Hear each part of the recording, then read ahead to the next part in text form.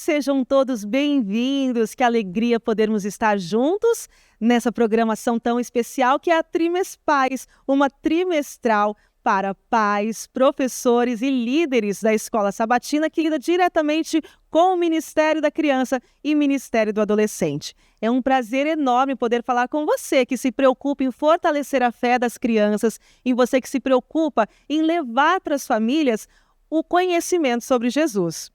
Então, antes de mais nada, eu quero que você se identifique aí no chat, me diga de que cidade você está falando, qual é a igreja que você frequenta e eu tenho uma pergunta para você responder. Vamos lá, a pergunta é: qual foi o momento mais marcante no seu ministério nesse último trimestre? Vai escrevendo aí qual foi o momento mais marcante no seu ministério nesse último trimestre. Prepare-se para momentos assim de grande conteúdo, conhecimento, um bate-papo muito legal.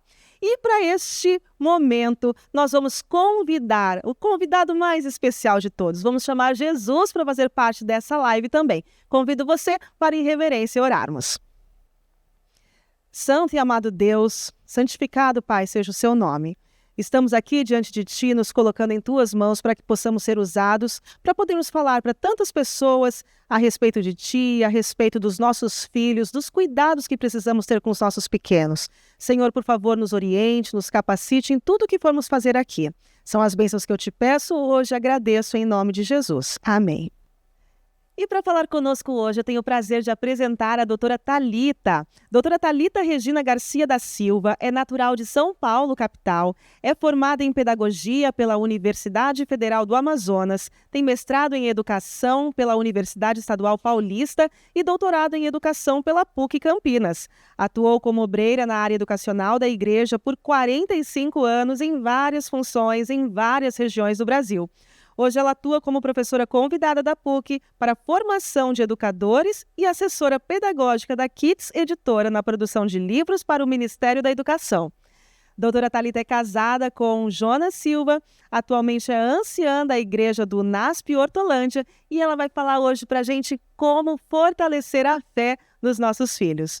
Doutora Thalita, é um grande prazer lhe receber, é um grande prazer poder conversar, ouvir tudo que você tem para falar conosco. Seja muito bem-vinda. Olá, Jeane, bom dia a todos. É um privilégio poder participar dessa Trimespais. Confesso que nunca tinha ouvido esse nome, muito interessante. É uma oportunidade de ter contato com os pais, a quem eu dou a minha saudação especial. Muito importante ter você neste momento, mas também todos os professores e líderes do Ministério da Criança e Adolescente. Uma saudação especial também para a professora Mariana, que lidera esses departamentos, Ministério da Criança e Ministério do Adolescente. Vamos então iniciar o nosso bate-papo. Se você tiver qualquer interação também pelo chat, faça que oportunamente a gente responde, tá bem?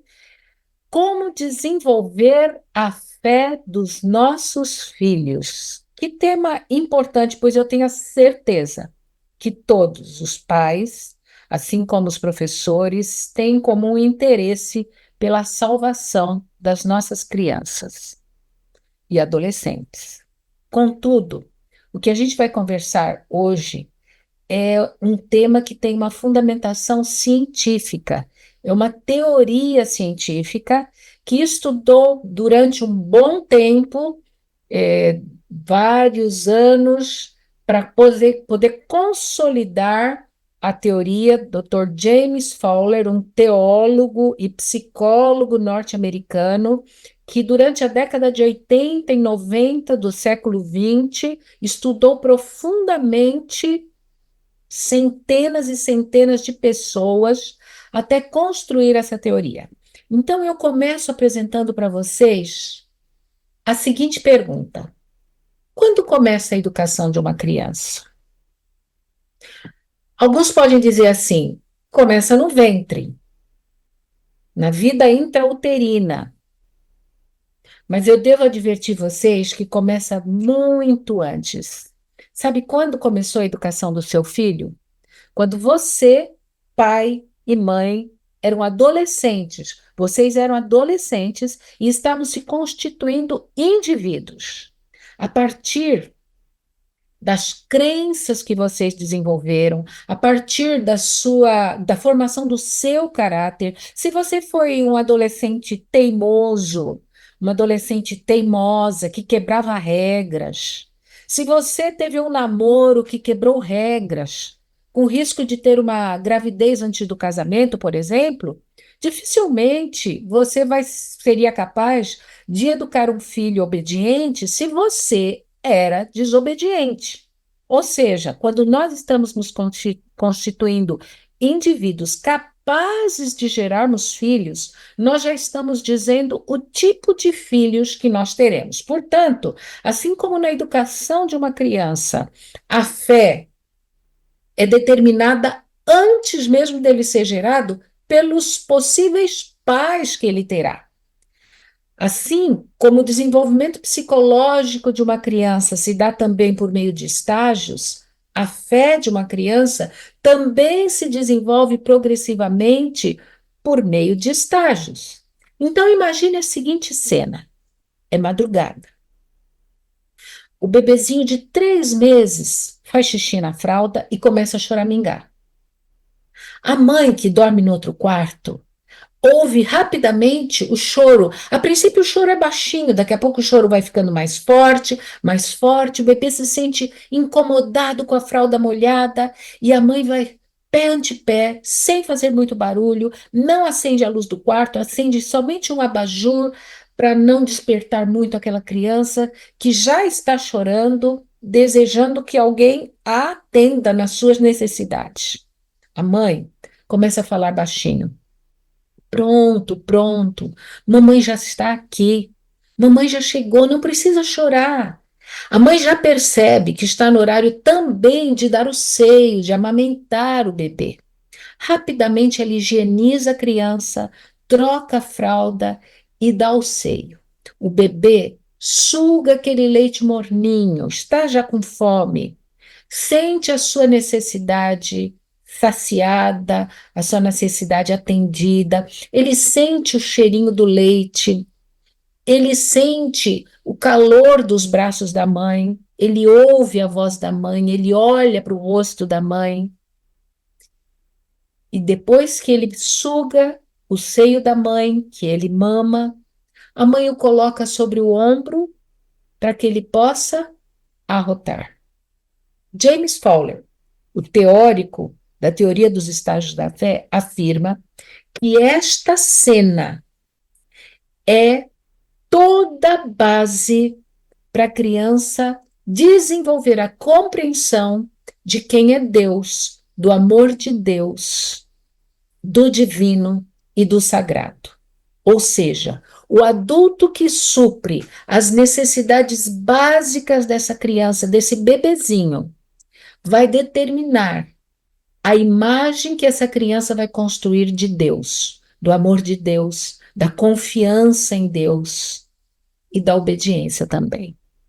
Então, antes de mais nada, lembrando que isso que nós estamos conversando é uma teoria científica desenvolvida ao longo da década de 80 e 90 e que é baseada numa perspectiva da psicologia do desenvolvimento, tá bem? Que nós estamos conversando. Então, o que seria fé? Na visão de James Fowler, todas as pessoas possuem fé. Fé não é apenas para quem é cristão, para quem é religioso. Na verdade, todas as pessoas possuem fé.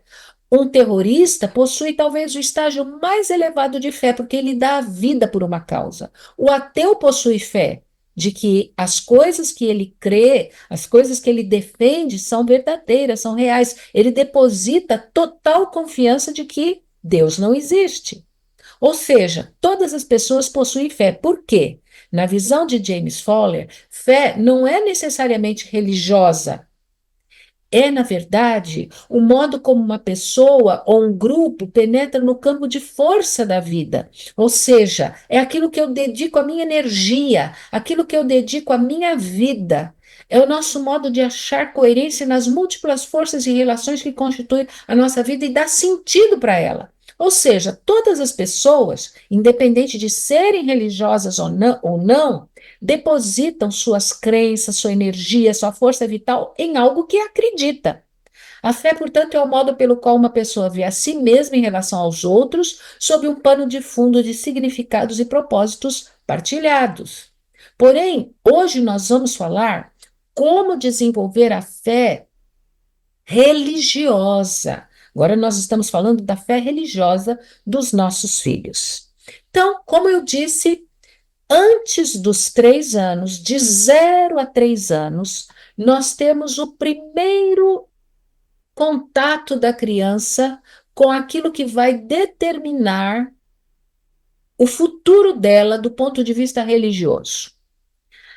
Se eu pudesse resumir tudo que vou falar para vocês neste instante, eu diria que o mais importante é nós entendermos que de 0 a 3 anos, tudo vai ser determinado. O futuro vai ser determinado no tipo de relacionamento que essa criança terá com os adultos que cuidarão dela de 0 a 3 anos. Por quê? Porque o alicerce da fé é colocado de 0 a 3 anos. Vejam o que Fowler falou. No pré-estágio denominado fé indiferenciada, as sementes de confiança, coragem, esperança e amor fundem-se de uma forma indiferenciada ou oposto, o abandono e as privações. A imagem de Deus origina-se aqui, nessa fase, e a força dessas imagens estão subjacentes a tudo que virá depois no desenvolvimento da fé.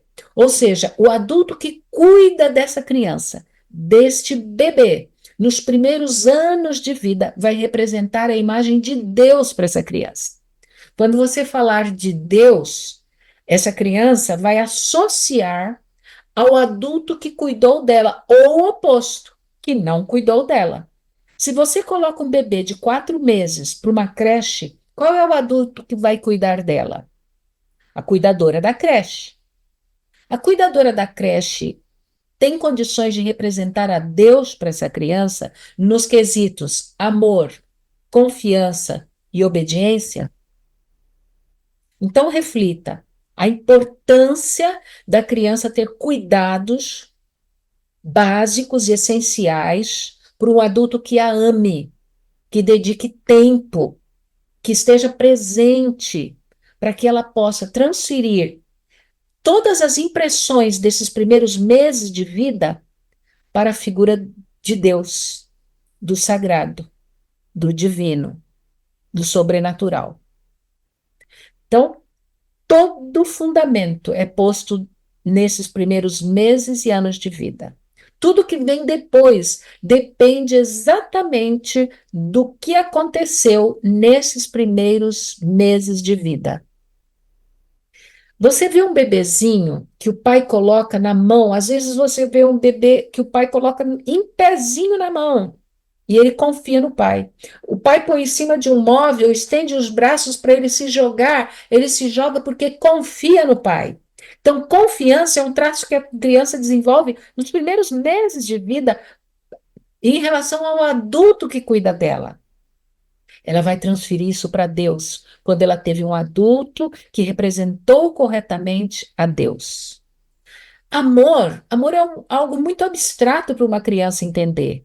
Ela entende amor por coisas concretas. O seio que lhe foi dado para amamentar, a fralda que foi trocada, o banho que foi dado para que ela se refrescasse. Então, o bem-estar que lhe é oferecido é sinônimo do amor. Então, quando nós devemos começar? Veja o que a escritora norte-americana Ellen White, educadora, escreveu há mais de 100 anos atrás. O fundamento é posto nos primeiros 3 anos. O fundamento do quê? Da fé. As mães devem compreender a importância deste período. Por que as mães? Porque são as mães que ficam mais tempo com as crianças nesse período e que representam a Deus para as crianças no cuidado. É aí que é posto o fundamento. Vejam que Ellen White escreveu isso há mais de 100 anos. Contudo, hoje, a neurociência confirma exatamente o que ela falou. Quais as evidências que nós temos hoje, que a neurociência nos mostra? Hoje há muitos estudos falando da importância dos 1.000 dias da criança. 270 na vida intrauterina, 365 do primeiro ano e 365 do segundo ano. Constituem os 1.000 dias. O Dr. José Martins Filho, que é pós-doutor em pediatria e foi reitor da Unicamp por 2 mandatos, ele afirma que toda interação entre os pais e a criança neste período tem repercussão futura. Então, ele está confirmando aquilo que Ellen White falou e que James Fowler falou, que nesses 1.000 dias iniciais, tudo vai ter repercussão, inclusive na fé. A afetividade e o vínculo com quem ama a criança é determinante. E a falta deste vínculo produz o estresse tóxico que causa lesões cerebrais. Ou seja, quando você força uma criança a se desconectar da mãe com 4 meses para levar para uma creche, essa criança está correndo riscos de ter lesões cerebrais pelo estresse tóxico, a gente força um desapego quando coloca uma criança com 4 meses numa creche. Então, hoje a neurociência já está mostrando os riscos, né? E, por outro lado, quando você tem essa afetividade, este vínculo, durante esses 1.000 dias, a criança vai ter não somente mais saúde mental, como vai ter também, com certeza, mais condições de desenvolver uma fé saudável. Bem, então todo o fundamento é posto de 0 a 3 anos. E o que ensinar nesse período? Vejam que Ellen White escreveu no livro Orientação da Criança. É vosso trabalho inculcar nos filhos em seus mais tenros anos o pensamento de que são formados à imagem de Deus. Ou seja, desde que ele nasce, você tem que dizer que ele pertence a Deus, que ele é filho de Deus. Cristo veio a este mundo para lhes dar um exemplo vivo do que todos eles deveriam ser. E os pais que pretendem crer na verdade para este tempo devem ensinar seus filhos a amar a Deus e obedecer à sua lei. Esse é o maior e mais importante trabalho que os pais e as mães podem fazer. James Fowler, na década de 80, falou que os pais representam a Deus no amor e na obediência. James Fowler não era adventista, ele era um teólogo metodista. E ele, ao estudar o desenvolvimento da fé, falou: os pais representam a Deus no amor e na obediência. Ellen White tinha falado isso há mais de 100 anos atrás.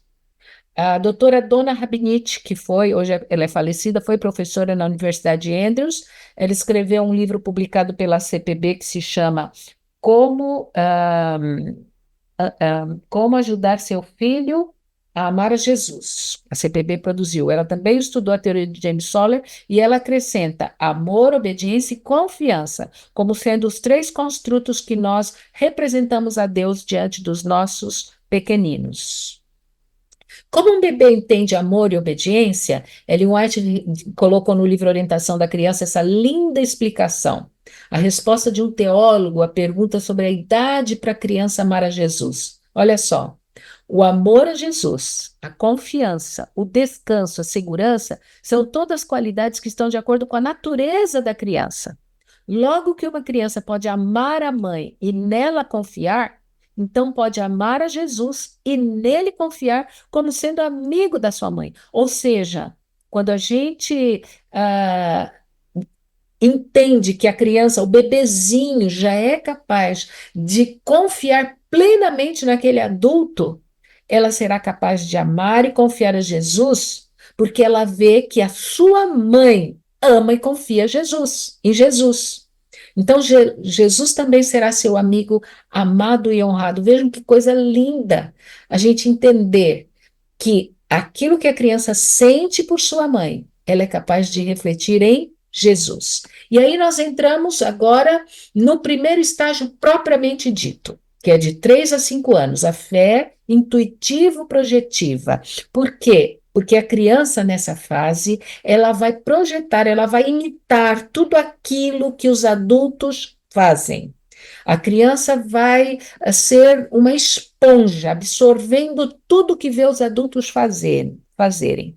É nessa fase que a criança é muito fantasiosa e imitativa. Ela é influenciada poderosamente pelos adultos com os quais mantém relacionamentos primários. Quem são os adultos que a criança mantém relacionamentos primários? O pai e a mãe. Então, nessa fase, de 0 a 3 anos e de 3 a 5 anos, os pais são os heróis. Você pode colocar numa escola, a professora pode ser linda, querida, dedicada, carinhosa, mas os pais são os heróis. A professora não causa um impacto tão grande na vida dessa criança nessa faixa etária. Os pais são determinantes até os 5 anos. O locus de autoridade, portanto, até os 5 anos são os pais. Eles são verdadeiros heróis dos seus filhos e eles imitam tudo que os pais fazem. O dom dessa idade, dessa faixa etária, é o nascimento da imaginação. Então, para uma criança de 3 a 5 anos, o cachorrinho de pelúcia fala, a árvore fala, a flor tem vida e fala. Então, o animismo está muito presente nessa faixa etária. A imaginação, a criatividade, a fantasia. Mas qual é o perigo dessa faixa etária? É que muitas vezes é nessa fase que nós, os adultos, colocamos muitas imagens irrestritas de terror na criança, destrutividade e tabus diante da primeira consciência de morte, de sexo. Então, nós é que criamos medo na criança quando a gente diz assim: olha. O homem do saco vai te pegar. Olha, a polícia está vindo aí, vai te pegar, vai te pegar. A criança que chora, Jesus não gosta de menino que chora. Então, nós adultos, muitas vezes colocamos os tabus, os medos, quando a gente coloca coisas que não são reais, que não são verdadeiras, que são também ah, uma forma, muitas vezes, fantasiosa de lidar com essa faixa etária, né? Nessa fase, as crianças são ainda muito egocêntricas. Então, isso é natural, porém, pode se tornar exacerbado se nós, os adultos, se nós, os pais, os professores, não trabalharmos que ela se desprenda desse egocentrismo. Nós temos que trabalhar por meio de exemplos concretos, valores e virtudes do cristianismo. Então, eu falo assim: olha, uma criança que ama Jesus partilha os seus brinquedos. Nós devemos partilhar os nossos brinquedos. Não é falar o contrário. Não é dizer assim: olha, Jesus não gosta de criança que não partilhe os seus brinquedos. Jesus ama todas as crianças. E muitas vezes nós erramos dizer: Jesus não gosta de criança que chora. Jesus não gosta de criança que faz bagunça na igreja. Como nós colocamos uma ideia errada de Deus, de Jesus, não é? Quando a gente faz essa troca completamente equivocada de valores. Na verdade, nós devemos dizer: crianças que amam a Jesus partilham seus brinquedos. Não, é, não ficam irreverentes na sua casa, por exemplo, né? Então, você coloca a atitude que a criança deve ter e não colocar Jesus como sendo, né, não gostar de criança que faz coisa errada. Na verdade, ele ama a todos. Mas algo interessante dessa faixa etária: no lar, nas igrejas, nas escolas de educação infantil, a educação tem uma tremenda responsabilidade com a qualidade das imagens e histórias que proporcionam como guia fértil para a imaginação das crianças. Se a criança é imaginativa, se a criança fantasia, eu não devo, nem na igreja, nem em casa, nem na escola, contar histórias que não sejam de fatos reais ou de situações que possam ser verídicas da realidade. Por quê? Porque muitas vezes, para ensinar valores morais, valores espirituais, eu faço uso de fantasia também. Muitas vezes a gente reforça aquilo que a criança já tem como natural, que é a fantasia. Eu vou dar um exemplo. Uma vez, uma querida irmã, professora do Ministério da Criança da igreja que eu frequentava, foi fazer adoração infantil na nossa igreja. E ela levou uma tartaruga viva para fazer adoração infantil. As crianças dos menorzinhos aos maiores, ficaram encantados, porque crianças de cidade raramente veem uma tartaruga viva. E quando ela levou a tartaruga, ela falou assim: vou contar para vocês a história da tartaruga. A tartaruga anda bem devagarzinho. E ela estava andando devagar quando passou a dona Lebre. E ela falou: Lebre, para onde você está indo? Ah, você não sabe? Eu estou indo para a Arca de Noé. Noé está chamando toda a bicharada. Me leva com você. Não, não, não, eu estou com pressa. E foi embora. Daqui a pouco passou a dona Onça e a tartaruga falou: para onde você está indo? Estou indo para a Arca de Noé. Me leva com você. Não, eu estou com muita pressa. Daqui a pouco Noé chegou na porta da arca e falou: alguém viu a tartaruga por aí? Alguém viu a tartaruga por aí? E a tartaruga foi chegando devagarzinho, foi a última a entrar na arca. E aí ela começou a contar a história do dilúvio. Para uma criança de 3 a 5 anos, 4 anos, a tartaruga fala. Mas para um menino de 6, 7 anos que está ouvindo essa mesma história, ele sabe que tartaruga não fala. E ele começa a entender ou desconfiar que as histórias bíblicas estão no mesmo campo das fantasias e das fábulas.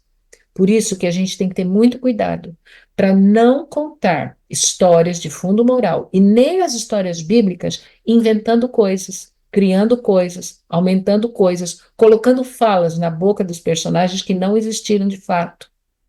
Porque a criança é criativa, fantasia, e eu vou estar dando mais alimento para ela continuar fantasiando. Só que o menino de 7 anos que está ouvindo a mesma história vai saber que o que você está falando não é verdade.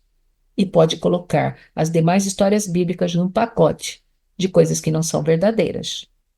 A atenção da criança é muito limitada nessa idade. Já falei que o locus de autoridade continua sendo quem cuida dela, pai e mãe, e assim eu espero que sejam os pais que cuidem dessa criança, nessa faixa etária. Agora vamos ver mais algumas coisas interessantes dessa fase. A criança é pequena, não abstrai, então a gente tem que ensinar para elas coisas concretas. Ensine a louvar a Deus pelas coisas que são criadas, pelas coisas que ela vê. Durante a semana, ela vai cantar as canções que foram cantadas no sábado, porque a memória dela está aberta para aprender, ela memoriza com muita facilidade. Ela não entende as coisas abstratas, então também orar, devemos ensiná-la a orar por coisas concretas. Orar pela maçã que ela vai comer, orar pelo dia que ela vai ter, no sentido de que, olha, nós vamos visitar a vovó, então vamos orar para que os anjos nos acompanhem ao visitar a vovó. Então, sempre associar a coisas concretas. Orar agradecendo pelas mãos que ela tem, pelos pés que ela tem, coisas que ela possa ver, coisas que ela possa compreender de fato no campo do concreto. A atenção é limitada e a gente tem que contar histórias curtas e sem muitos detalhes, e nem deixar para terminar a história no dia seguinte, no sábado seguinte, porque senão ela se desinteressa. 4, 5 anos ela pensa a Deus de um modo pessoal e consegue dar o verdadeiro louvor para Jesus. Ela já entende. Eu queria poder assim gastar mais tempo com vocês explicando um pouco mais essa faixa etária para vocês compreenderem como as crianças têm muito mais noções a respeito de Deus do que a gente pode imaginar. Ela pode ter, o melhor, a criança pode ter muito mais compreensão das coisas espirituais do que a gente imagina. Eu vou dar um exemplo para vocês. Mas vamos terminar esse slide. Pode ter um contato pessoal com Cristo através da oração de agradecimento e de petição. Acredita nos adultos e está pronto a ouvir de Cristo. Fale de Cristo de maneira bem simples. Nessa faixa etária, a criança de 4 e 5 anos pode entender, vejam bem, eu pequei, Deus me ama, Cristo morreu por mim, eu o aceito, estou salvo em Jesus. Você sabia que uma criança de 4 e 5 anos já é capaz de entender estas verdades espirituais, a consciência do pecado, o amor de Deus, a necessidade que eu tenho de salvação, a necessidade que eu tenho de perdão? Você sabia disso?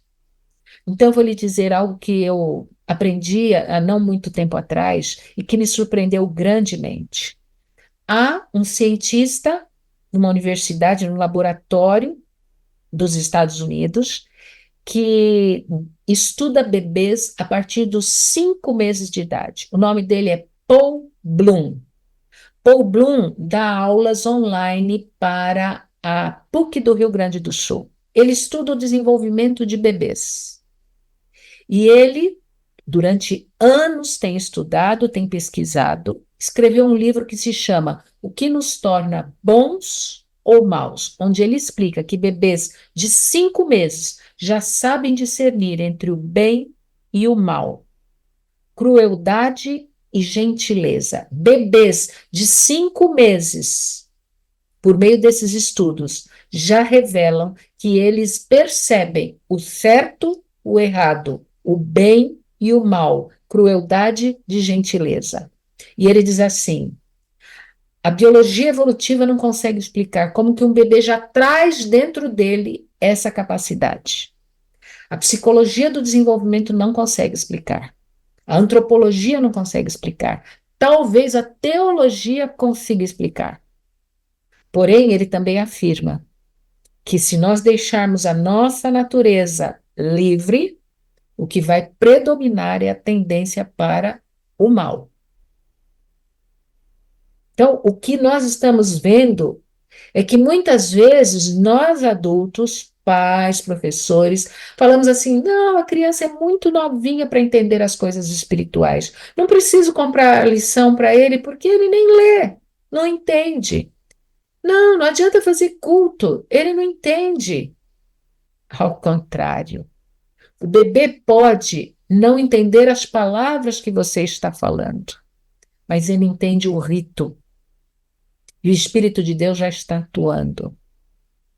Então, nós somos muitas vezes tardios em compreender que é nos anos iniciais que nós estabelecemos toda a estrutura que vai perdurar para o resto da vida, principalmente no que diz respeito à religiosidade e à fé. Vamos avançar para o próximo estágio. A fé mítico-literal. Por que mítico-literal? Porque essa criança vai levar tudo ao pé da letra, porque ela quer distinguir exatamente, ela quer sair da fantasia, ela quer sair da imaginação para ver o que é de fato verdade, o que é de fato realidade. Então, enquanto no estágio anterior ela tinha uma mente que era muito imaginativa e da fantasia, agora não. Ela já começa a fazer um esforço. Fowler diz assim: busca arduamente, né, distinguir o real do faz de conta. E uma criança dessa idade, quando vê você contando coisas que não são verdadeiras, ela vai perceber e ela vai, de fato, entender que aquilo que você está falando não é real, e todas as outras coisas que você falar, ela vai colocar em dúvida se de fato faz parte do campo da realidade. Ou seja, quando você conta uma história bíblica, misturando com irrealidades, com fantasias, ela vai imaginar que todas as outras histórias bíblicas também podem ser irreais. Então, quando você fala de dilúvio, quando você falar da mula que falou com Balaão, quando você falar da baleia que engoliu Jonas, a criança pode entender que todas essas coisas estão misturadas com irrealidades. Por isso, a gente não pode misturar coisas espirituais com fantasia. O dom dessa faixa etária é a capacidade de narrar a própria experiência. Ele já começa a desenvolver o pensamento abstrato por volta dos 9, 10 anos, um grau de abstração, e ele já é capaz também de perceber a sequência temporal. Então, hoje eu levantei, eu troquei de roupa, eu tomei banho, eu escovei meu dente, o que eu tomei no café da manhã. Essa sequência da linha do tempo, ele começa a desenvolver nessa fase.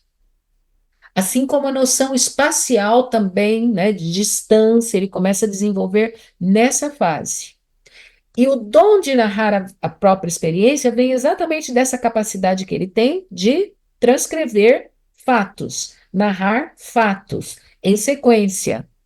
Gravem este dom, que a gente vai voltar a falar sobre ele. O perigo é a excessiva dependência da reciprocidade que pode resultar nas bases da justificação pelas obras. O que é justificação pelas obras? O que é isso, professora Thalita? É simples. Nós adultos ensinamos para essa criança que ele deve fazer coisas para ganhar algo em troca. Então, na escola, na igreja, em casa, a gente faz tudo na base da compensação e troca. Se você arrumar sua cama, vai ganhar R$ 10. Se você passar de ano, vai ganhar uma bicicleta. Se você, enfim, se você, deixa eu ver alguma coisa aqui que a gente faz, se comportar na escola sabatina, vai ganhar alguma coisa. Queridos, aquilo que é dever, a gente não premia. A criança tem que se habituar a fazer as coisas com prazer, com alegria, mesmo aquilo que seja dever para com os pais, porque ama, porque é grato, porque obedece. Quando eu faço com os meus filhos tudo na base da troca, e é muito comum a gente ouvir um aluno dizer para a gente assim: vai valer nota? Porque se não for valer nota, eu não faço. Eles só são movidos à premiação, porque nós adultos acostumamos assim. Tudo nós queremos premiar para eles poderem fazer. Então, esse hábito que nós adultos desenvolvemos, eles transferem para Deus. A justificação pelas obras. E se torna um adulto que também vai barganhar com Deus. Se eu dou oferta, Deus tem que me abençoar. Tá vendo, Deus? Eu estou devolvendo o dízimo. Eu tenho que trocar de carro. Você tem que me ajudar a trocar de carro. São coisas que nós mesmos, sem perceber, inculcamos na mente das nossas crianças. Então, a criança tem que fazer aquilo que lhe é devido, não por prêmio. Se para cada faixa etária ela deve ter os seus deveres. Se é pequenininho e é guardar os seus brinquedos na caixa, ela tem que guardar os brinquedos na caixa, não é você quem tem que guardar. E ela não tem que receber um prêmio porque fez aquilo que lhe é devido. Se é maior e a obrigação é enxugar a louça ou é arrumar a cama, ele não tem que ganhar alguma coisa porque fez aquilo que lhe é obrigação ou lhe é dever. Se é um pouco maior e tem que lavar a garagem, você não tem que pagar para ele. Agora, quando ele vai além daquilo que lhe é pedido, por exemplo, você está muito ocupada numa sexta-feira à tarde. Você, mãe, está preparando o almoço para o sábado e você viu que não vai dar tempo de você varrer o corredor ou varrer o quintal que é sua parte na tarefa de sexta-feira à tarde. Você chama seu filho e fala assim, seu filho de 10 anos e fala assim, filho, mamãe não vai conseguir varrer o quintal porque estou atrasada com as coisas do sábado. Você pode varrer o quintal para a mamãe? Eu sei que não é sua obrigação, é a mamãe que faz isso, mas você pode fazer isso para a mamãe, por favor? Quando ele terminar de varrer, aí você diz assim, filho, porque você fez aquilo que era obrigação da mamãe e ajudou a mamãe, está aqui R$ 20. Não se esqueça de tirar o dízimo, de tirar a oferta. Muito obrigado por você ter ido além daquilo que era sua responsabilidade. Aí sim você premia, porque ele foi além. Mas aquilo que é dever, a gente não deve ficar premiando. Passar de ano é dever, não tem que ficar premiando. Mas vamos avançar que o tempo está correndo. Nessa fase, a gente deve aproveitar a incrível capacidade que a criança tem de memorizar. Ofereça oportunidade de testemunhar e participar em programas e projetos da igreja. Presta atenção nisso que eu vou dizer para você. Nessa faixa etária, a criança tem 2 ganhos muito grandes. Primeiro ganho, autonomia na leitura. Então, desafio a ler e memorizar os versos da Bíblia. Desafio a ter devoção pessoal. É nessa faixa etária que eles desenvolvem o hábito de devoção pessoal, porque eles têm autonomia na leitura. Por volta dos 8, 9 anos, eles já estão lendo com fluência desafios a memorizar versos bíblicos e a fazer a sua devoção pessoal. Uma coisa é o culto familiar, outra coisa é a devoção pessoal. Então, é nessa idade que eles vão desenvolver esse hábito, porque eles têm um dom o dom não, a habilidade da leitura desenvolvida. Segundo ganho dessa faixa etária, Nessa faixa etária, eles saem do egocentrismo e começam a olhar o mundo ao seu redor. Lembre-se que eu falei que eles já são capazes de ter a visão da linha do tempo, de narrar a própria experiência. Eu falei, grave isso. Eles são capazes de narrar a própria experiência. Então, eles já são capazes também de contar para os seus amigos de Jesus, da sua experiência com Jesus. De dizer, olha, eu frequento a igreja, é muito bom, você não quer ir comigo na minha classe da escola sabatina, na minha unidade, você não quer. Eles já sentem um impulso para fazer trabalho missionário, para falar de Jesus para o outro, porque eles saem do egocentrismo e começam a se preocupar com o mundo ao seu redor, os seus coleguinhas. O locus de autoridade já não é mais os pais. Os pais começam a cair no locus de autoridade e começa a crescer aquele adulto que é investido pela sociedade de autoridade. E quem é o adulto investido de autoridade pela sociedade que eles possam ter contato mais de perto, diariamente? Os professores. Então, sua filha vai chegar em casa dizendo assim: não, mamãe, não é assim que faz. A professora falou que é diferente. A minha professora me ensinou que é de outro jeito. Então, enfraquece a autoridade dos pais e cresce a autoridade dos professores. Aí a importância de vocês terem os seus filhos em uma escola que partilhe dos mesmos valores que vocês partilham em casa. Porque cresce a admiração, o respeito, os professores crescem aos olhos dos nossos filhos como sendo importantes, autoridades, heróis. E nossas filhas vão querer imitar a professora. Nossos filhos vão se apaixonar pela professora. A primeira paixão de muitos meninos é a professora. Então, nós temos que ter muito cuidado com a escola que nós escolhemos para os nossos filhos nessa faixa etária. Aos 6 anos, eles gostam de fatos reais, mas ainda estão ligados à fantasia, mas já consegue distinguir o do outro. Então, use fatos reais para evitar o pensamento de que o cristianismo é algo imaginado. Eles possuem ótima memória e devem ser estimulados a memorizar os versos bíblicos. Aos 7 anos, eles são impacientes, querem saber tudo agora. Evite contar histórias por capítulo por muito tempo, pois podem ficar desinteressados. Ensine-lhes a pedir a Deus a solução de qualquer problema, pois eles já sabem abstrair. Já podem entender que Cristo os comprou com seu sangue e pertencem a Ele. Aos 8 anos, eles gostam de ler e aprender e responder rapidamente, gostam de participar, gostam muito de participar. Então, eu disse que eles têm 2 dons nessa faixa etária, que é a leitura, né? Gostam de ler, e gostam de participar também, se envolver nas coisas da igreja e na ação missionária. Mas é nessa faixa etária que a gente desenvolve neles o hábito de fazer trabalho missionário. Por que muitos adultos não se envolvem? Porque quando eram crianças não desenvolveram essa habilidade, nem o prazer, nem o gosto. Mas eles farão isso se virem os pais fazendo, ou se os pais levarem eles juntos para fazer. Porque hoje você não pode, como no tempo que eu era criança, que eu saía sozinha para distribuir folhetos, hoje você não pode colocar uma criança em risco. Ainda mais em cidades grandes, com tanta violência. Mas nós devemos levar os nossos filhos juntos. Se nós queremos que os nossos filhos desenvolvam o hábito de serem missionários, eles têm que ver os pais sendo missionários, e nós devemos levá-los juntos para as ações missionárias. Gostam de pesquisar sobre o passado, porque eles já têm a noção da linha do tempo que está sendo desenvolvido, né?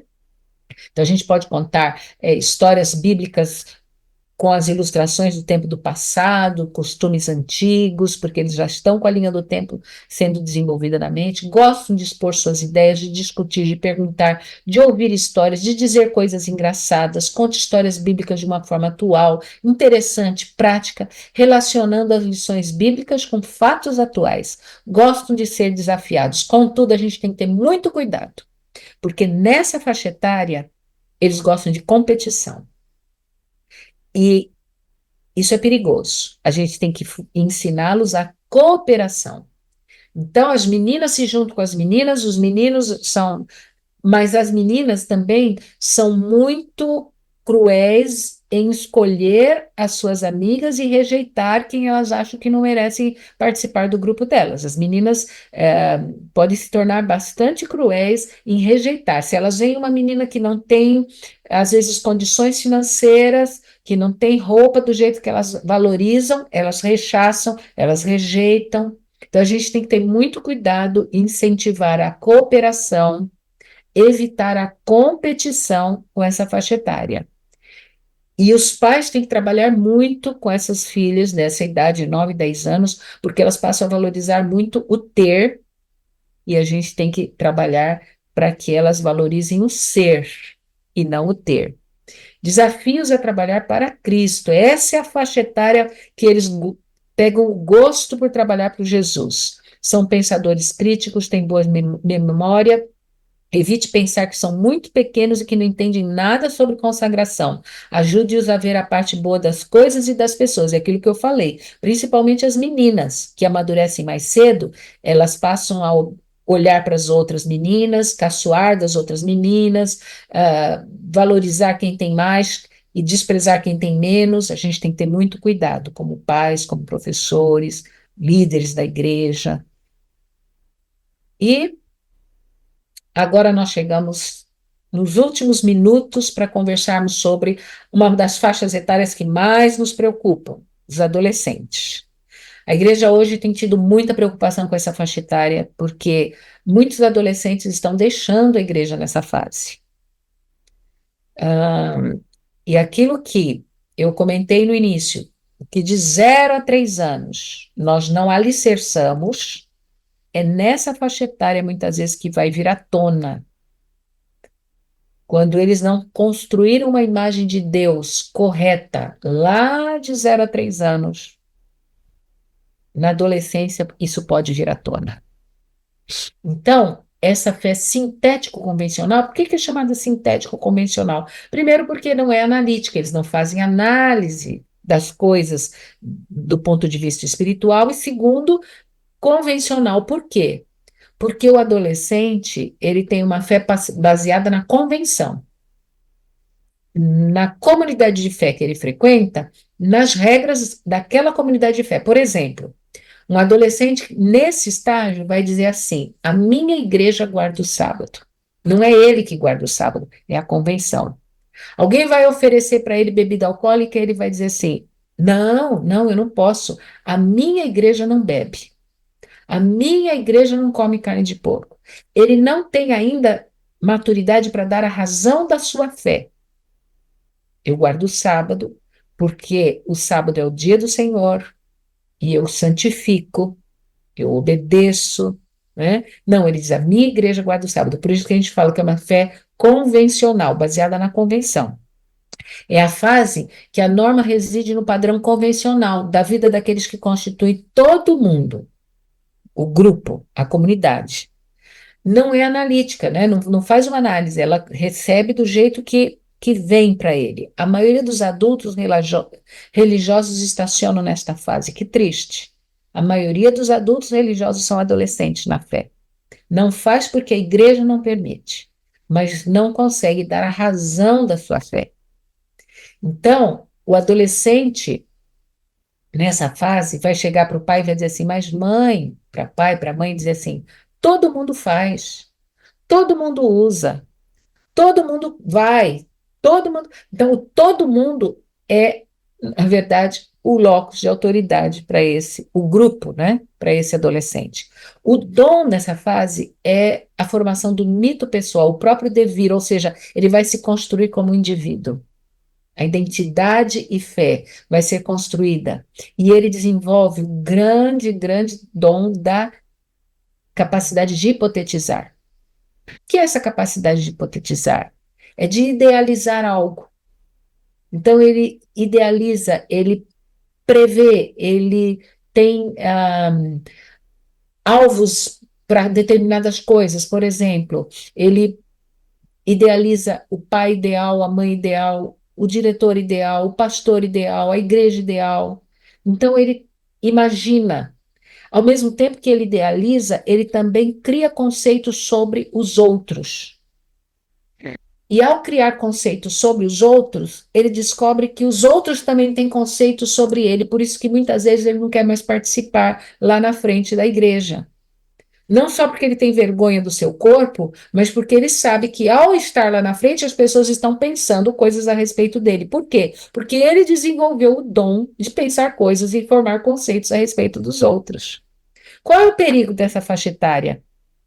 As expectativas e avaliações dos outros são coercitivamente internalizadas e podem dificultar a própria capacidade de julgamento e ação, a preocupação com o que os outros pensam dele. Então, a pressão do grupo. Quando eu disse do locus de autoridade, né? O locus de autoridade na primeira infância, os pais, depois, professores, e agora, nessa faixa etária, o locus de autoridade é dos portadores de papéis tradicionais de autoridade que forem percebidos como pessoalmente dignos ou no consenso do grupo que prezam. O que quer dizer isso, professora? Simples, é o grupo quem vai dizer quem vale a pena ser respeitado. É o grupo que vai dizer, não, aquele líder vale a pena a gente ouvir. Aquele professor vale a pena a gente respeitar. O grupo vai dizer quem vale a pena ser respeitado. A pressão do grupo é muito grande, mas eles precisam de referências, de heróis. Mas é o grupo quem vai dizer para ele, olha, aquele lá vale a pena a gente seguir. Dica, cuidado com a coerência. Dê espaço para dúvida, para discussão, para expressar opinião, mas sempre apresente a razão da crença, ou assim diz o Senhor. O adolescente precisa expressar suas dúvidas. Não é errado ter dúvidas, mas a dificuldade é ter adultos e líderes que saibam dar respostas baseado no assim diz o Senhor, para que eles possam amadurecer na fé. Então, entre os 11 e 12 anos, as meninas amadurecem mais rápido que os meninos e a gente tem que levar isso em conta. Enquanto as meninas já estão olhando para os rapazes mais velhos, pensando em namorar, os meninos estão nem aí, pensando só em bola. Os adolescentes, esses pré-adolescentes, na verdade, essa faixa etária nós chamamos de pré-adolescentes, preferem mais estar com o grupo do que com a família.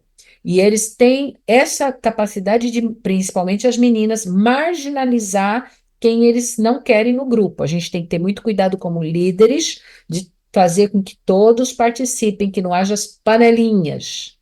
Eles adoram heróis e são perfeccionistas. E é natural rebelar-se contra a autoridade, principalmente os meninos, porque os hormônios começam a correr livremente na corrente sanguínea deles. Eles tomam um banho de hormônios, né? E, esses hormônios alteram bastante o estado de humor. Os meninos com a testosterona passam a ser muito justiceiros, né? E esse rebelar-se da autoridade é tanto porque eles começam a hipotetizar essa autoridade como algo ideal, e há uma distância entre o real, que nós somos pais, professores, né? Erramos, falhamos, somos pecadores, e esse ideal que eles hipotetizam. Então, eles passam a ser críticos mais duros.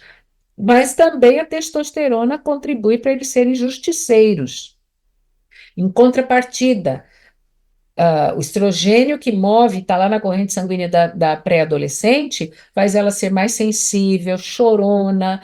Tem dia que o mundo está todo contra mim, se tranca no quarto, ninguém me ama. No outro dia ela está feliz, o dia está lindo, todo mundo é maravilhoso. Então, essa oscilação de humor é muito natural. Eu costumo dizer que eles tomam um banho de hormônio, tiram a roupa de criança, abrem o chuveiro de hormônios, tomam o banho de hormônio, mas quando sai desse banho, a roupa de criança não serve mais e a roupa de adulto também não serve.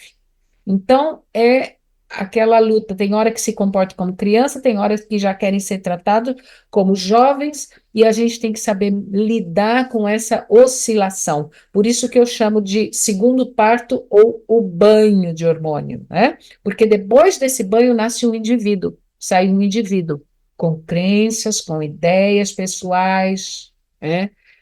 Que está se constituindo de fato um indivíduo com a sua própria cosmovisão.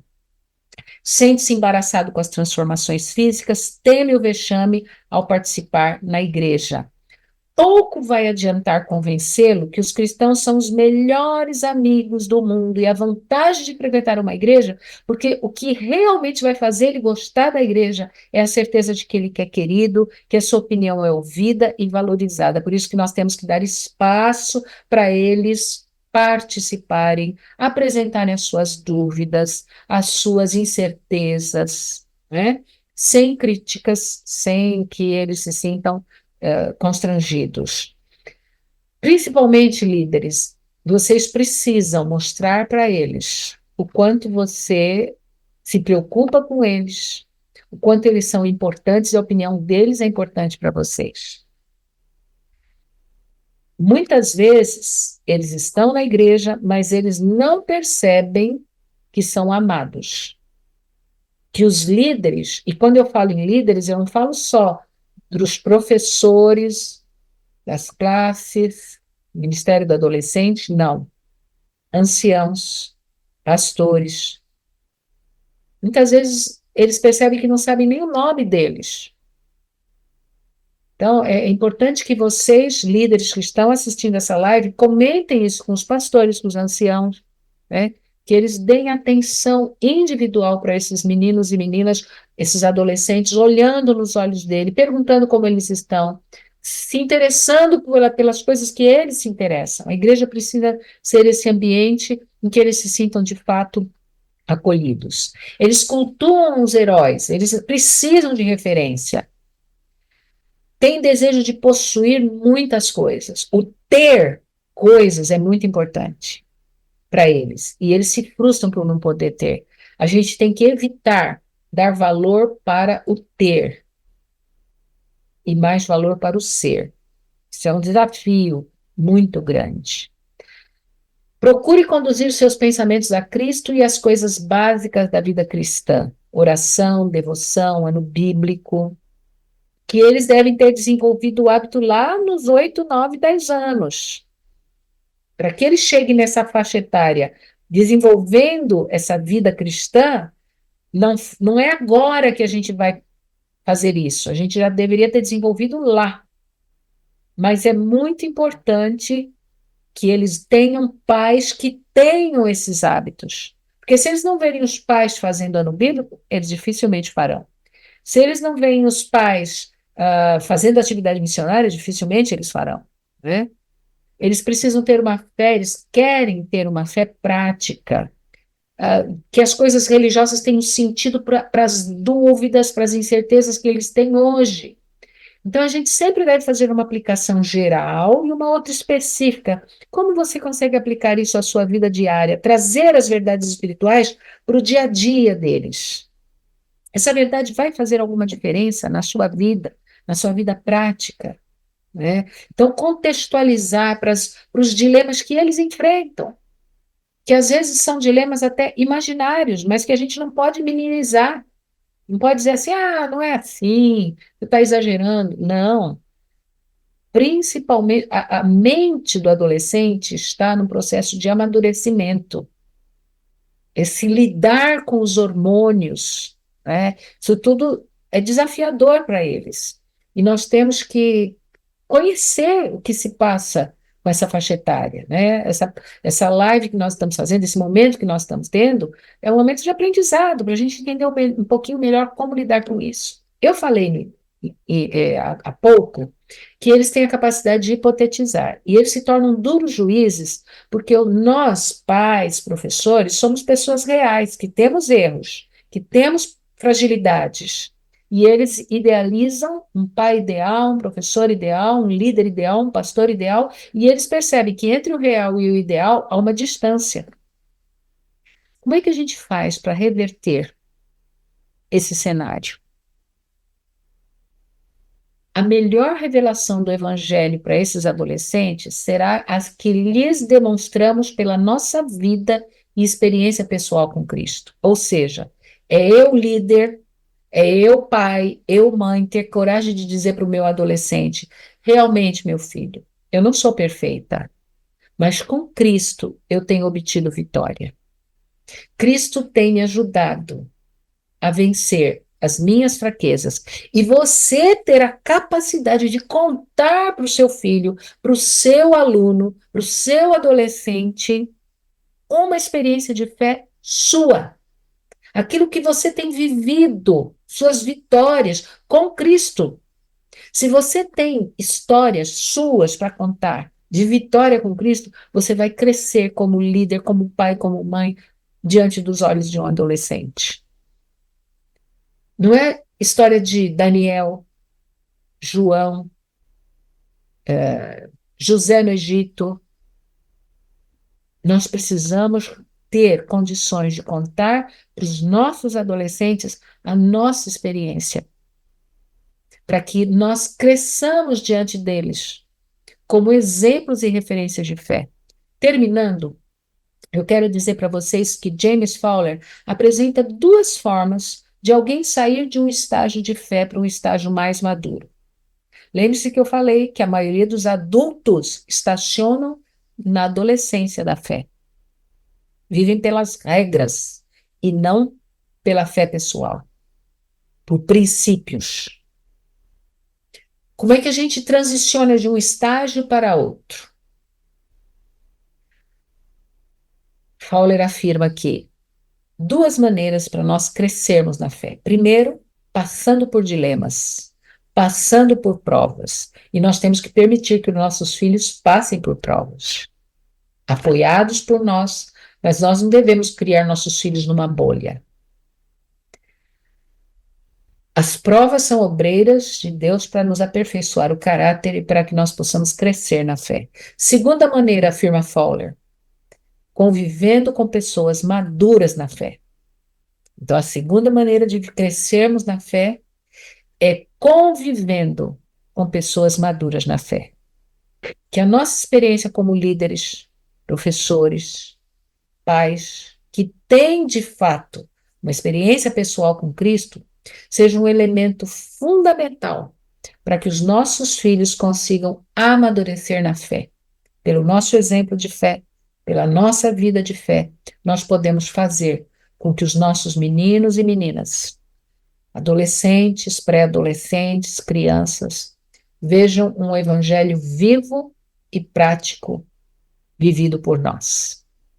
Que Deus nos abençoe, que nós possamos, de fato,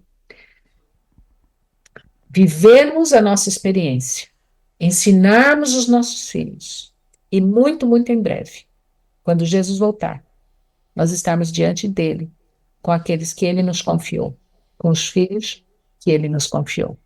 Um abraço e a minha gratidão por esses momentos que ficamos juntos. Muito obrigada, doutora Thalita. Foi, assim, realmente muito profundo, palavras muito práticas. Que Deus continue abençoando muito o seu ministério. Foi realmente esclarecedor. Um abraço para todos, viu? Muito obrigada, Giane. E se você gostou dessa programação, dessas palavras que a doutora Thalita falou aqui agora, se ela tocou no seu coração de alguma forma, compartilhe essa live com outros pais, outros professores. Às vezes, essa pessoa está só esperando essa oportunidade para ouvir tudo isso e ter essa mesma experiência que você teve. E agora eu tenho a alegria de conversar com a professora Bárbara, ela que tem sido referência aqui no campo em acolhimento e inclusão de crianças e famílias, autistas na igreja. Mas antes, vou passar aqui o currículo dela, o perfil, para você saber com quem nós vamos conversar. Professora Bárbara Galantini, natural de São Paulo também, ela é graduada em pedagogia, é especialista em neuropsicopedagogia, especialista em neurociência, educação e desenvolvimento infantil pela PUC-Rio. Escritora de livros infantis, entre eles Dentro de Mim Cabe o Mundo, um livro sobre autismo e inclusão, um livro paradidático na rede de educação adventista. Bárbara, é um prazer falar com você. Nesse bate-papo a gente vai conversar sobre como tornar os nossos ambientes mais acolhedores e próprios, para apoiar as famílias e as crianças com autismo. Seja bem-vinda, Bárbara. Obrigada. Oi, oi, é um prazer estar aqui hoje conversando um pouquinho com você sobre um assunto tão urgente, tão especial. É verdade. Então, já vou direto para a primeira pergunta. E a partir das perguntas que nós formos fazendo, você pode colocar aí no bate-papo, se você tem alguma dúvida, e no momento adequado, todas serão respondidas. Bom, Bárbara, então a pergunta que está sendo feita aqui é uma dúvida que já foi levantada anteriormente, inclusive para a professora Mariana, né, durante os encontros que tiveram com os professores. Cada criança com autismo, ela é única, tem seu jeito de aprender, às vezes reage de uma forma diferente a sons, luzes e até mesmo ao toque. Como a gente pode adaptar a escola sabatina para atender essas necessidades e tornar esses momentos mais proveitosos para todos? Bom, um meio muito eficaz de fazermos isso é a gente começar a estruturar e adaptar a nossa escola sabatina não apenas nos conteúdos, mas sim prepararmos o ambiente. Então, a gente precisa que a criança, principalmente a criança autista, ela saiba tudo o que vai acontecer dentro da escola sabatina. Então, nós precisamos estruturar o início, o meio e o fim. A criança ela precisa ter essa previsibilidade. E a gente também, claro, tem que cuidar com um excesso de sons, a gente tem que cuidar com um excesso também de decoração. Muitos estímulos, exatamente, muitos estímulos. Cuidar com uma quantidade de estímulos dentro ali do ambiente da sala da escola sabatina. Utilizar de recursos visuais é ótimo. Então, você sempre mostrar para a criança e dar recursos para ela entender o momento de cantar, para ela entender que agora ali é o momento da história bíblica. Dentro da história bíblica, também é muito importante adaptarmos e tornarmos o momento muito especial com um tom mais acolhedor. A gente utilizar uma linguagem bem clara, objetiva, direta, própria para que a criança ela compreenda tudo que vai ser passado ali naquele momento. Mas o principal de tudo isso é a professora do departamento infantil, a professora então ali daquela classe de escola sabatina, ter um coração aberto a entender a empatia, a necessidade, a individualidade daquela criança. Porque desde o momento em que ela entende essa importância, ela vai ser mais intencional. Então, tudo que ela fizer vai ter intencionalidade. Tudo que ela fizer, ela vai ter um novo olhar e automaticamente vai cumprir o seu objetivo. Muito bem. E aí, então, vem mais uma pergunta que muita gente da igreja ainda não sabe, né, lidar muito bem. Por que é tão essencial que a igreja trabalhe junto com a família da criança com autismo? E como é que essa parceria pode fazer a diferença? As famílias de crianças autistas, né, assim como de crianças atípicas também, são famílias que muitas vezes estão fragilizadas, cansadas, sobrecarregadas. E elas vão, então, à igreja em busca de esperança. E quando nós, a igreja, estamos ali dando o apoio para essa família, nós não estamos só demonstrando amor ao próximo, aquilo que a gente já aprende com o nosso mestre, que é Jesus Cristo. Mas a gente dá continuidade a esse processo de formação da criança. Então, é muito importante que os professores da escola sabatina, eles já entendam que essa criança ela tem um histórico, que essa criança ela tem uma individualidade, ela tem uma particularidade, ela tem uma família por trás, entende? Então, a gente começa a não olhar mais como, talvez, números, indivíduos solitários, a gente começa a entender que são vidas importantes, que estão ali, vindo até nós, buscando, então, acolhimento, buscando ajuda, buscando esse refúgio. Então, quando a escola, a sabatina e o departamento infantil, ele trabalha com essa intencionalidade que nós já falamos, inclusive, ela vai cumprir esse objetivo, ela vai estar ali junto com os pais, criando esse vínculo que vai ser eterno. Ele vai se tornar um vínculo eterno. Eu já passei por situações assim, eu fui professora de departamento infantil, né, na igreja, e já vivenciei alguns momentos assim. E também já pude conversar com pais que chegam exatamente dessa forma como você falou, exaustos, cansados. E muitas vezes até falam assim, eu não tenho vontade de vir para a igreja porque eu passo vergonha vindo para a igreja, porque a minha filha vai gritar, a minha filha vai girar aqui na igreja. E justamente, apesar de todo esse cuidado que a gente sabe, nem tudo acontece como a gente espera. Vai acontecer esse tipo de né, situação. Às vezes a criança ela também estar sobrecarregada, agitada, ter uma crise ali na igreja, né? E isso pode pegar professores de surpresa, os voluntários de surpresa, porque são voluntários, nem todos têm o conhecimento de lidar com isso, né? Pode ter a boa vontade, mas não tem todo o preparo para lidar com isso. Então, a pergunta que muitos líderes e professores fazem é: o que fazer nesses momentos difíceis, quando as crianças apresentam uma crise, de repente? Como manter um ambiente acolhedor e respeitoso, mesmo quando a criança está muito agitada? Nesses momentos de crise, o primeiro passo importante é o professor da escola sabatina, o adulto que está ali, então, na sala, entender que a crise, ela não é uma birra. Que a crise, ela não é, chamando a atenção, ele tá assim porque... Não, ele é mimado. Não, não é isso. A crise, ela talvez seja uma forma daquela criança demonstrar que algo não está legal para ela. Então, a crise, ela é uma forma de expressão, ela também é uma forma de demonstração da criança. Muitas vezes as crianças autistas, elas não conseguem demonstrar com palavras, verbalizar e manter uma linha de raciocínio, né? Enfim, conseguir expor aquilo que ele sente da mesma forma que nós. Então, quando a criança ela entra em crise, o primeiro ponto é esse. É o professor conseguir ver a crise com esse olhar de que, opa, tem algo ali que não está legal. Ele está se sentindo incomodado com alguma coisa.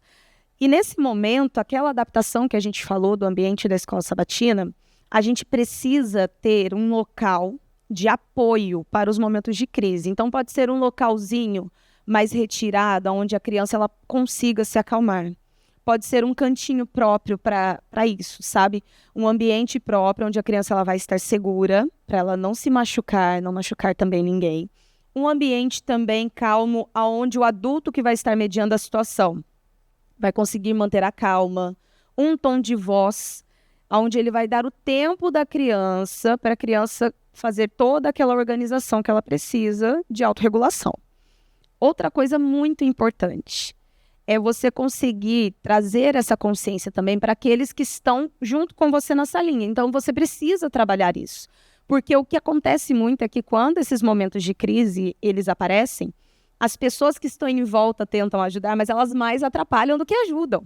Então, elas começam ou a falar demais, ou a fazer perguntas em excesso para a criança, ou começam a tentar gritar e falar num tom de voz mais alto do que a criança que está em crise, para ver se a criança ela se sente, não sei, de repente, coagida e... Não, mas nada disso vai funcionar. Na verdade, vai mais atrapalhar do que ajudar. E aquele contato que nós falamos, né, da família com os professores e o departamento infantil, ele é importante por isso. Porque você, professor da escola sabatina, você pode, previamente, conversar com os pais e entender o que faz com que a criança ela entre numa crise. O que normalmente deixa ele chateado? É a rotina? Então, vamos manter a rotina certinha. O que acalma ele no momento de crise? Talvez ele tenha um hiperfoco em alguma coisa, como, por exemplo, algumas crianças têm dinossauros. Então, você sabe que no momento em que a criança ela vai entrar em crise, você já tem aquela carta na manga. Você já sabe exatamente o que vai fazer ela se autorregular. Então, você vai dar a ele esses artefatos. Então, por isso que é tão importante você, professor da escola sabatina, conhecer o seu aluno, a sua criança, manter esse contato com os pais. Caso os pais não estejam na hora, retire o aluno para um cantinho para ele, né, se autorregular, mas peça para que chamem os pais. Então, tudo isso vai fazer a diferença nesse momento. Realmente, e conhecer a família, né, é o apoio que a família precisa, saber que ali na classe vai ter alguém que vai estar te apoiando de alguma forma, que vai estar com o teu filho conhecendo, né, sabendo quais são as necessidades dele. Realmente muito importante que a escola sabatina e famílias andem juntas, né? Afinal de contas, a escola sabatina serve para isso mesmo. A escola sabatina é uma extensão daquilo que a gente ensina em casa e ali é um reforço muito maior e nada melhor do que ter alguém que entenda a dor, entenda o sofrimento daquela família e possa dar um apoio, ser ali também uma rede de apoio, né? A igreja precisa ser uma rede de apoio para pessoas que passam já por toda essa, né, essa situação. Você meio comentou sobre falar, sobre como lidar com as crianças, com quem está ali dentro, né, da classe da Escola Sabatina. Como é que então que trabalha a inclusão com as outras crianças da classe? De que forma podemos ensinar os coleguinhas, por exemplo, a respeitar, a acolherem a criança? Já vi situações em escola regular, onde um coleguinha com muita empatia foi e acolheu. Mas nem sempre acontece porque são crianças, né? Como que a gente pode, então, trabalhar essa inclusão com as outras crianças e fazer com que os coleguinhas respeitem e acolham, né? O principal dentro do acolhimento e dentro dessa mediação, principalmente quando a gente está falando de outras crianças que estão em volta, a gente precisa nos atentar que, nessa fase, a criança ela aprende por meio do exemplo, né? Então, a gente tem aquela famosa frase de que as palavras, elas convencem, mas atitudes, elas arrastam, né? Então, se você é um professor que não tem paciência com a criança autista, se você é um professor que você acha que a criança, ela é mimada, tá de frescura, se você já tem um olhar distorcido a respeito do assunto da inclusão e do autismo, dificilmente as crianças que estão à sua volta, observando e aprendendo com você, vão ter atitudes de inclusão, de empatia, de amor. Então, por isso que o ponto principal, desde lá da primeira pergunta, foi, né? Você ter um coração disposto e aberto a aprender. Disposto a acolher, disposto a amar. Porque, naturalmente, você fazendo, você tendo essas atitudes, o seu aluno ele vai estar olhando. Nossa, no momento de crise, a professora ela não gritou com ele, ela não ergueu a voz. A professora, nesse momento, ela não repreendeu ele, deixou ele de castigo. A professora, nesse momento, qual foi a atitude dela? Ela acalmou ele. Ela tinha ali alguma coisa de que o aluno ele gostasse muito que fizesse ele se autorregular. Então, nesses momentos, os alunos já vão estar preparados. Claro que a gente também tem que contar com outras formas, né? Então, a gente também tem que contar com outras formas de passar essa consciência. E isso a gente pode fazer através de rodinhas de conversa sobre o assunto. Então, debata o assunto. Antes de iniciar a Escola Sabatina, a gente tem lá os minutos prévios. Então, tenta relacionar a história com algo sobre a inclusão. Então, sobre o amor ao próximo, sobre a ajuda. Então, você debata esse assunto, traga para os seus alunos esse cenário, para que eles compreendam. Então, como que você se sentiria se fosse você uma criança que não conseguisse se expressar? Se fosse você uma criança que ficasse mais sozinho, como que você ia se sentir? Então, traga esses assuntos para os seus alunos. Trabalhe também em escola de pais. Traga informação para os pais, porque você trazendo essa informação para os pais, muitos pais hoje, eles ainda não possuem essa consciência, ainda não compreendem. Então, você trazendo essa consciência para os pais, automaticamente os pais eles vão estar mudando o olhar, a forma de enxergar a inclusão, e os seus filhos, naturalmente, vão estar junto, reproduzindo e aprendendo. Até porque não adianta ali a gente só trabalhar com a criança e os pais ficarem de fora. Então, é uma coisa só, tá num pacote só, né? Então, trabalhe isso. Conte histórias, faça aí rodinhas de histórias, envie para casa histórias que falem sobre inclusão. Então, durante a semana, vamos ler essa história juntos. E aí, no sábado, a gente volta e nesses minutinhos antes, então, os minutos prévios, né? A gente pode compartilhar um pouquinho o que a gente achou da história. Em todo momento, foi o que eu usei na primeira pergunta, né? A resposta da primeira pergunta. Nós precisamos ter a intencionalidade. E se a gente for intencional, nós vamos utilizar todos os momentos para estar ensinando também as outras crianças. Então, nós vamos estar ensinando a todo momento, as outras crianças já vão entender a rotina, a importância de ter uma rotina visual, a importância de ter um ambiente, uma salinha que seja adequada. Tudo aquilo vai funcionar mais naturalmente. Realmente. E como professores, assim, buscar aprender mais, né? Me recordo que o curso de liderança para professores do ano passado foi muito sobre isso, foi sobre inclusão, né? E falamos bastante a respeito disso. Eu acho que foi bem um aprendizado assim, bem profundo para os professores. E buscar conhecimento nunca é demais, não apenas porque sou professor de escola sabatina e preciso aprender. É um aprendizado para a vida, né? Não sabemos onde vamos aplicar tais conhecimentos, então é sempre importante para professores, coordenadores, líderes e para os próprios pais, né? Buscarem esse conhecimento. E eu falei que a professora Bárbara, ela é autora de livros infantis e um deles é o que está sendo usado, né, como paradidático aqui na Rede Educação Adventista. O título é Cabe, Dentro de Mim Cabe o Mundo. Você pode falar um pouquinho do teu material? Pode falar onde a gente pode encontrar você? Se alguém quiser mandar alguma mensagem para você, quais são os canais que te encontram, Bárbara? Alguns de vocês conhecem o meu livro com outro título. Ele se chamava Theo e o Mundo Giratório. Foi um livro utilizado dentro de clubes de aventureiros também, de desbravadores. Nós falamos um pouquinho dele também em algumas trimestrais. Ele está atualmente sendo vendido aqui na loja da Associação Rio Sul, mas agora ele vai ter aí um relançamento, porque nós entendemos a necessidade de deixar o livro mais completo para que você consiga utilizar sem dificuldade, tendo aí o apoio não só da história, mas como também de atividades complementares para utilizar dentro da sua escola sabatina, para você utilizar com o seu filho em casa, para você também dar de presente.